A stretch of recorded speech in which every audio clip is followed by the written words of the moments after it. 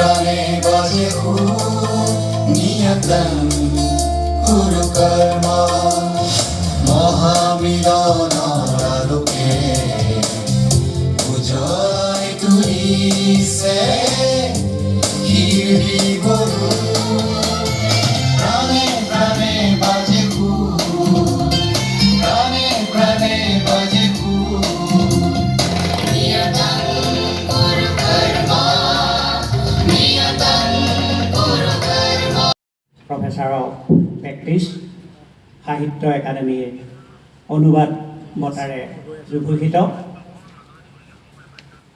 শ্ৰীযুত দিগন্ত বিশ্ব শৰ্মা ডাঙৰীয়া, ডিব্ৰুগড় বিশ্ববিদ্যালয়ৰ বিভিন্ন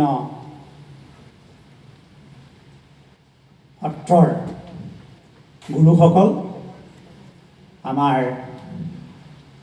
ডিব্ৰুগড় বিশ্ববিদ্যালয়ৰ বিভিন্ন বিভাগৰ বা কেন্দ্ৰৰ মুৰব্বীসকল, শিক্ষক শিক্ষয়িত্ৰীসকল, কৰ্মচাৰী আৰু বিষয়াসকল আৰু অন্যান্য দুই এজন ব্যক্তি মই দেখা পাইছোঁ, উপস্থিত সুধীবৃন্দ।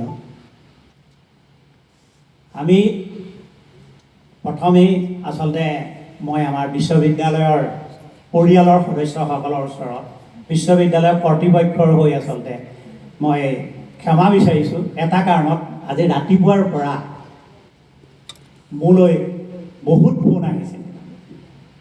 কাৰণটো হ'ল আজি নিৰ্দিষ্ট বক্তা মাননীয় শ্ৰী দিগন্ত বিশ্ব শৰ্মাদেৱৰ চমু পৰিচয় আপোনালোকৰ সন্মুখত আগবঢ়াব বিচাৰিছোঁ।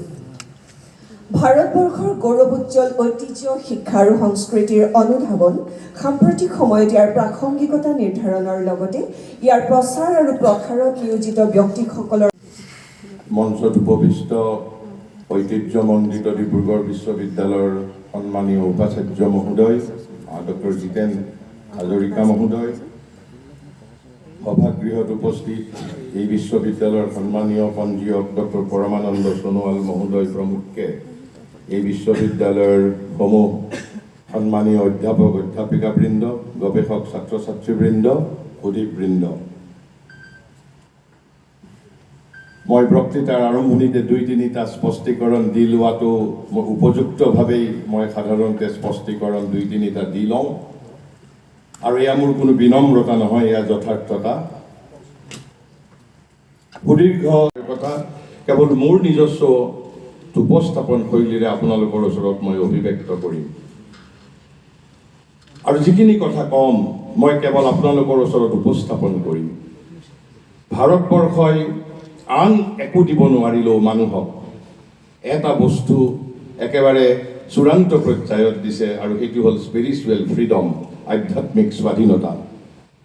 গীতাৰ 18 নম্বৰ অধ্যায়ত 63 নম্বৰ শ্লোকত, অৰ্থাৎ গীতা 18 নম্বৰ অধ্যায়ৰ 78 নম্বৰ শ্লোকত শেষ হৈছে।